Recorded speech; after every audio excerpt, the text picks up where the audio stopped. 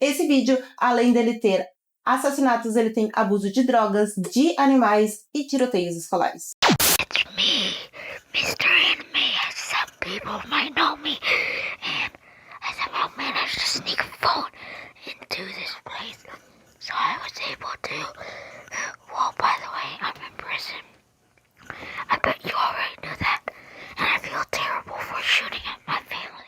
Dava pra ver ele morrendo a cada vídeo que passava. O seu vício por drogas estava cada vez pior. E seu fascínio por serial killers e massacres escolares também. Além dele afirmar que não tinha os requisitos para se tornar um serial killer, falava que pensava nisso com muita constância. Ele planejava cada passo que teria que dar para se tornar um serial killer. E culpava a internet por tudo isso. E eu não posso esquecer que ele ficou muito feliz com a sua sentença de prisão perpétua por se considerar um perigo para a sociedade. Eu sou a Mari e hoje eu vou te contar o caso de Trey Seltzers, mais conhecido como Mr. Anime. Um enorme e muito conhecido youtuber da época pela comunidade de animes e que foi um dos pioneiros no assunto no YouTube, que inspirou diversos nomes que nós temos hoje em dia do meio de animes e como ele saiu disso para preencher uma lista de requisitos que ele mesmo criou do que era necessário para se tornar um serial killer e cometer massacres escolares. E, gente, sério, quando tu acha que esse caso não pode piorar, ele vai só ladeira abaixo. Trey Eric Seltzers nasceu dia 3 de agosto de 89, no Waller, no Texas. Ele morava com a sua mãe, Rhonda, o seu pai, Lawton, e seu irmão 4 anos mais velho, o Mark, na qual ele considerava o seu melhor amigo. Ao que tudo indica, ele teve uma infância comum e seus pais tinham um casamento muito estável. Ou seja, não teve nenhum evento traumático na vida dele, pelo menos não na infância. O pai dele trabalhava como professor de uma escola primária e a mãe num jornal local. Eles faziam de tudo para os seus filhos, não deixavam faltar absolutamente nada e incentivavam muito que eles crescessem na área dos estudos e do trabalho. Na escola, gente, ele não era popular, mas ele também não era excluído. Ele também nunca sofreu bullying e ele fazia parte de um grupo de trombone. E mais tarde ele se juntou a um grupo de cinema da escola, onde ele começou a estudar vídeos digitais, artes e coisas de cinema. Quando ele entrou na adolescência, ali pelos seus 13 anos, ele começou a ficar muito mais rebelde. Só que ele começou a ter um comportamento um pouco estranho, não é aquela rebeldia normal de um adolescente, sabe? Ele queria atirar em um dos seus amigos. Só que daí ele percebeu que ele não tinha uma arma e ele precisava de uma, então ele criou uma emboscada para a polícia, porque o plano dele era roubar a arma da polícia. Então ele ligou para a polícia numa tarde e convenceu eles a irem até lá, dizendo que estava sendo perseguido por uma sombra. E depois que ele convenceu a polícia de ir até lá, ele se escondeu atrás de uma floresta. Ele ia numa floresta que tinha ali perto, ele se escondeu atrás de uns arbustos, umas árvores, e quando a polícia apareceu, ele atacou o policial com um taco de beisebol e tentou roubar a arma, mas não deu certo. O policial, então, deteu ele, chamou os pais e falou que o seguinte, que eles não iam dar queixa, mas ele precisaria ir num psiquiatra. E foi o que aconteceu. Mas assim, gente, pra ser bem sincera com vocês, eu acho que isso é uma bandeira muito vermelha e muito extrema, porque ele não queria, sabe? Ele queria atirar em alguém, ele queria atirar num amigo dele. Eu, se fosse os pais, eu ficaria muito preocupada. Se eu fosse o psiquiatra, eu também ficaria muito preocupada e a polícia mais ainda. Porém, continuando a história, ficou por isso mesmo e a gente vai pular até os seus 17 anos, porque não aconteceu nada. Agora que vocês já sabem quem é o Trey, bora pro vídeo. Dia 14 de setembro de 2006, quando o YouTube ainda estava engatinhando, o Trey resolveu criar um canal chamado Landscapes Productions. Ele postava vídeos curtos, caseiros, de comédia, curtas-metragens e coisas assim que ele fazia em casa mesmo, até pra treinar o que ele aprendeu na escola. Aquela clássica comédia americana dos anos 2000, sabe? Well, I don't want to stay in the garage. Stay in the garage. Fine, but that's mean, Trey. Very mean. Porém, tinha uma coisa em comum que já deveria deixar o pessoal um pouco alerta, mas naquela época acho que ninguém ligava muito. Ainda mais que era no Texas. Muitos dos seus vídeos, mesmo sendo comédia, eles tinham algo em comum: armas e violência.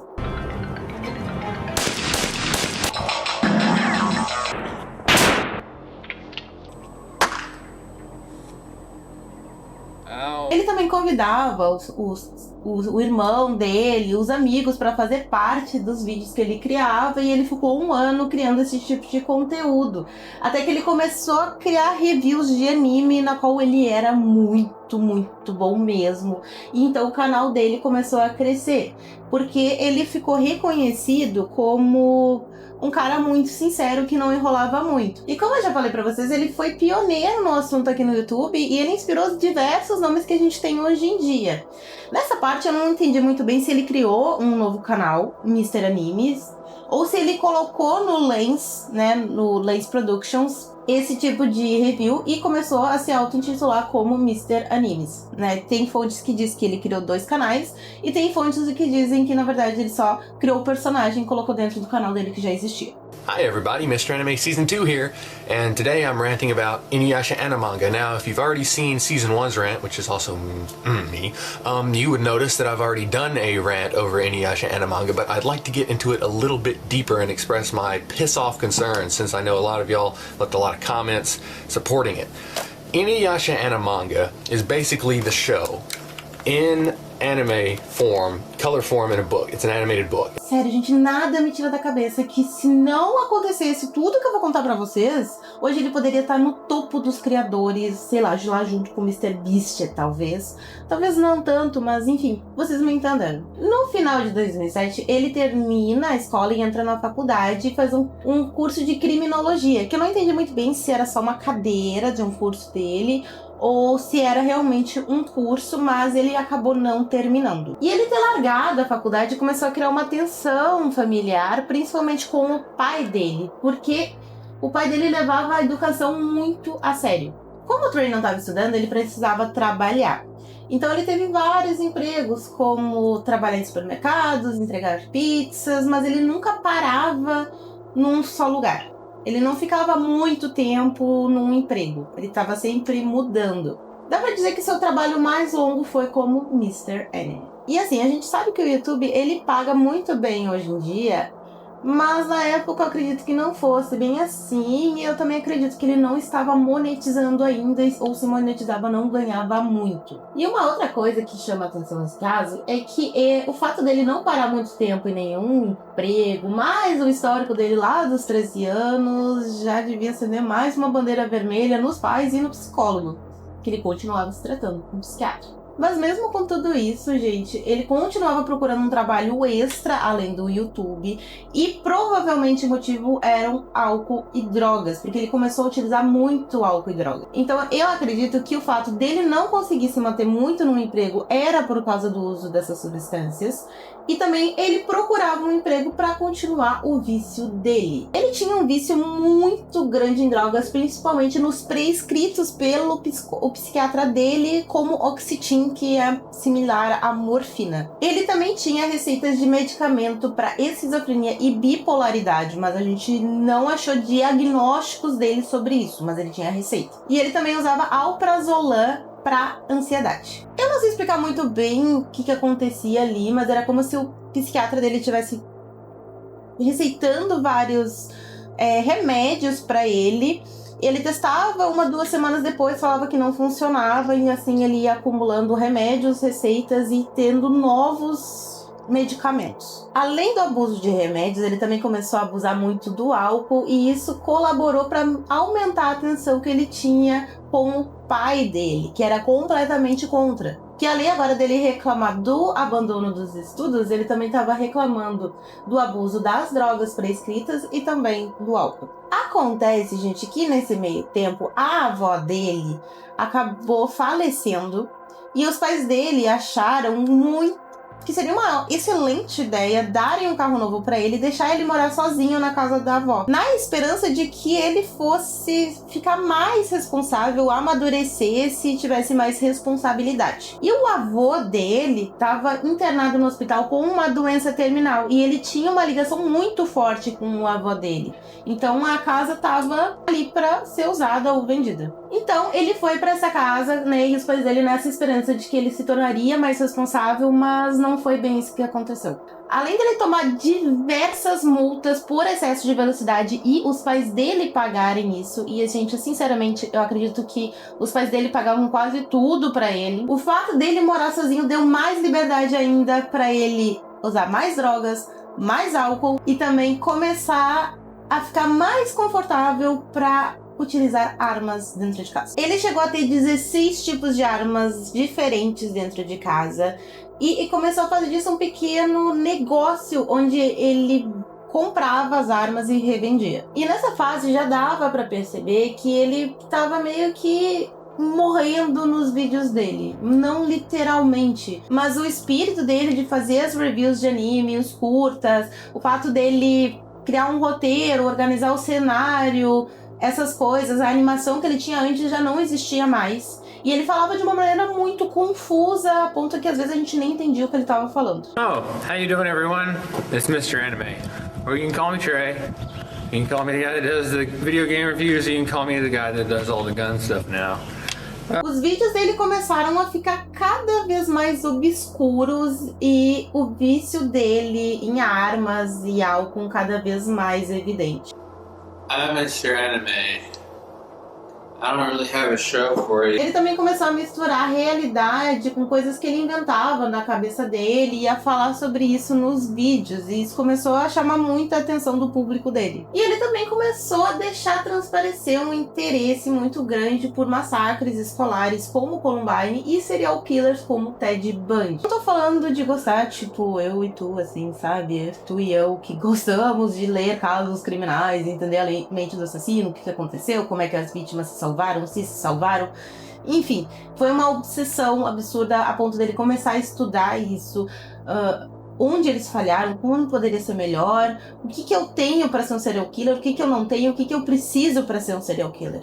Esse tipo de obsessão, e não, tipo, gosto de casos criminais, nem... Vocês entenderam. Apesar dele não deixar transparecer de uma maneira clara que ele estava com uma obsessão absurda por massacres escolares, deu a entender que sim, ele estava pesquisando bastante sobre o assunto. E eu acho que numa tentativa assim de não só disfarçar, mas também de tirar da própria cabeça essa ideia, de tentar se convencer ao contrário. Ele falava que era um absurdo esses atos criminosos, que nunca deveriam acontecer e mais um monte de coisa. Só que secretamente, o Trey, ele começou um projeto onde ele ia classificar serial killers e assassinos. Ele ia classificar numa escala de 1 a 10 e ele ia usar coisas como qual foi o crime, por que aconteceu, qual a motivação do assassino, como ele fez, quantas vítimas foram, por que ele foi pego, se foi pego, como poderia ter sido melhor. Ele deixava notas, inclusive, o que ele deveria ter feito, como ele poderia não ter sido pego. Vocês estão entendendo aí a gravidade da situação, né? A loucura, gente, dele estava tão grande, mas tão grande, que ele escreveu um manifesto de 12 páginas mostrando onde cada serial killer e assassino falhou e o porquê. Provavelmente imitando Ted Kaczynski, que foi um terrorista e um gênio da matemática, e também escritor, onde ele escreveu um manifesto que se tornou um livro chamado A Sociedade Industrial e o Seu Futuro. E também é muito conhecido como o Manifesto de Unabomber, que ajudou o FBI a descobrir quem era e também a pegar ele. E assim, o livro dele tem excelentes avaliações. Se vocês quiserem, deixem aqui nos comentários que eu conto o caso do Unabomber. Bom, continuando, depois disso, o Trey, ele decidiu que queria se tornar um serial killer. E ele estava completamente obcecado pelo Ted Bundy e pelo massacre de Columbine. A obsessão dele pelo massacre de Columbine era tão grande, mas tão grande, que ele chegou a assistir um documentário sobre 50 vezes. E não só isso, ele também começou a anotar todos os detalhes e planejar um massacre na sua ex-escola. Ele fez download de várias imagens de satélite para descobrir qual eram as melhores rotas para ele utilizar para entrar e para fuga. A ideia dele era derrubar o portão escolar, matar ia atropelar o máximo de pessoas possíveis, depois sair do carro e atirar e matar pelo menos 70 pessoas. Só que daí, gente, ele parou e pensou, eu não tenho requisitos ainda pra se tornar um serial killer. E eu tenho muito trabalho pela frente antes de fazer um massacre escolar na minha antiga escola. Então foi aí que ele criou uma lista de requisitos do que ele tinha e do que ele não tinha, e do que ele precisava para se tornar um serial killer e depois realizar um massacre escolar. De acordo com ele não poderia simplesmente chegar lá e cometer um massacre escolar na antiga escola. Ele tinha vários passos que ele precisava dar antes e ele não podia só chegar lá, fazer um massacre e depois voltar para casa dele e viver a vida dele normal como se nada tivesse acontecido e ficar com aquela ansiedade de que uma hora ele poderia ser preso. Ele tinha que fazer coisas antes. E sinceramente é muito assustador tu parar pra pensar que alguém parava e pensava, nossa, eu tenho toda uma jornada pela frente antes de me tornar um serial killer e cometer um massacre. Como se fosse uma meta pra chegar em algum lugar na vida, de um emprego, de um sonho, algo assim. Tipo, o sonho do cara era se tornar um serial killer. Gente, isso é bizarro. Isso é muito bizarro. Sendo bem sincera pra vocês, eu não acredito que um serial killer, ele pare e pense, eu não posso simplesmente ir lá e matar alguém, eu tenho que fazer coisas antes. Ele simplesmente vai lá e faz o que ele tem que fazer. Eu posso estar errada, mas assim, eu acredito que seja mais ou menos aí por essa linha. Como na cabeça do Trey ele ainda não preenchia os pré-requisitos para se tornar um serial killer, ele começou a sair de noite com a rifle dele e atirar em lugares abandonados, como igrejas e até a biblioteca da antiga escola dele, que também não estava mais em uso. Ele atirava nas janelas desses locais. Depois que ele pegou confiança em atirar com a arma, ele decidiu ir para um próximo passo, que ele precisava de um preparo psicológico. Não somente atirar em coisas, ele precisava atirar em seres vivos. Então foi aí que ele começou a atirar em animais. De acordo com as testemunhas, ele saía de madrugada com o carro muito louco com a rifle dele, ia pro interior da cidade e atirava em animais de grande porte, como cavalos e vacas. Inclusive, ele até chegou a falar para um dos policiais que ele não tinha problema nenhum em atirar nesse tipo de animal. E ele podia literalmente descarregar um pente de bala inteiro neles sem culpa nenhuma. Os animais, eles começaram a aparecer mortos com muita frequência, só que a polícia não fazia ideia de quem estava por trás, mas acreditava ser a mesma pessoa. Acontece que o Trey, além de estudar serial killers, assassinos, ele também estudou a CIA e ele percebeu que a maioria do erro dos serial killers, dos psicopatas, dos assassinos, era voltar para o mesmo lugar.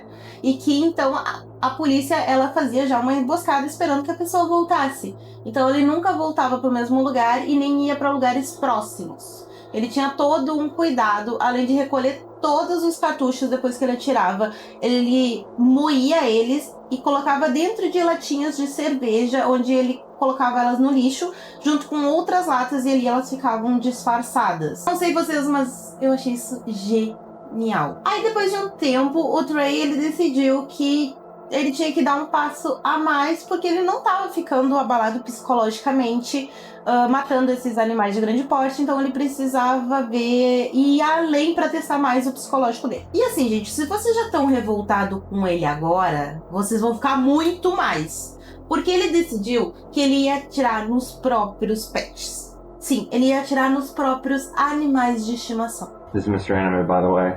How you guys been doing? I got this ferret, though. My official anime mascot was going to be a little kitten, but I thought this would be a little bit more unique. It does have like a cat tail anyway, see? Primeiro ele pegou o coelho dele e começou a dar vários tiros no animal em sequência até ele falecer. Depois ele postou uma foto dele com o coelho no Facebook e disse que ele tinha desaparecido e eles estavam procurando. Aí no Natal de 2011... a relação do Trey com a família dele já estava completamente deteriorada. E ele comentou com um amigo dele que ele estava planejando matar o pai. E o amigo dele simplesmente não levou a sério. E assim, né? Eu não tenho nem palavras pra falar sobre isso. Aí logo após isso, ele decidiu que ele ia atirar no gato dele. No gatinho dele. Sério. Mas por incrível que pareça, ele sentiu remorso depois que ele matou o gato com vários tiros e escreveu um bilhete pedindo pro gato perdoar ele depois de enterrar. Só que isso não foi suficiente para ele ir pedir ajuda e nem impedir ele de fazer mais vítimas. Com a morte dos seus pets, o Trey ficou mais isolado do que nunca e a vida dele foi só ladeira abaixo. Ele estava postando cada vez menos e os seguidores dele começaram a perguntar o que estava acontecendo e onde é que ele estava. Então, dia 13 de março de 2012, ele postou um vídeo intitulado Mr. Anime Novo Emprego. Lá ele disse que tinha sido contratado por uma agência de vídeos, que ele estaria um pouco ocupado, mas não deixaria os fãs de lado, ele só estaria um pouco mais ausente. Well, hey everybody, what's going on? It's Mr. Anime here. And well, I have some pretty good news. Well, I have some kind of bad news, but it is good news. The good news is that I now have found a full-time job in a department that I'm interested in, which is film. Acontece que isso era tudo mentira, não tinha agência, não tinha novo emprego, e parece que ele só fez isso pra dar uma desculpa do porquê da ausência dele. 4 dias depois, o avô dele faleceu. E vocês lembram que eu tinha falado que ele tinha um apego muito grande no avô? Pois é, ele não soube lidar com isso, ele entrou numa depressão profunda e começou a ficar altamente paranoico. Pois na cabeça dele, gente, alguém ia entrar a qualquer momento dentro da casa e matar ele, tanto que ele começou a lacrar as janelas da casa. No dia 19 de março, depois de uma semana do upload do último vídeo dele, ele estava de noite na casa da avó e ele decidiu que teria que dar o último passo antes do massacre escolar. Depois de beber muito e provavelmente usar alguma droga, na manhã do dia 20 ele dirigiu até a casa dos pais dele. Ele levou consigo uma arma carregada e estacionou o carro na garagem, onde ele chamou a mãe dele dizendo que tinha um problema no carro que ele precisava mostrar. Então, quando ela entrou, ela foi atingida por um tiro. O irmão do Trey escuta o barulho, parece que ele não entendeu muito bem que era um tiro. Ele sai do quarto e se depara com o Trey dentro de casa. Ele ainda disse pro Trey, eu não sei o que tu tá fazendo, mas o barulho tá muito alto. E o Trey, sem responder absolutamente nada, simplesmente dá 2 tiros no irmão dele.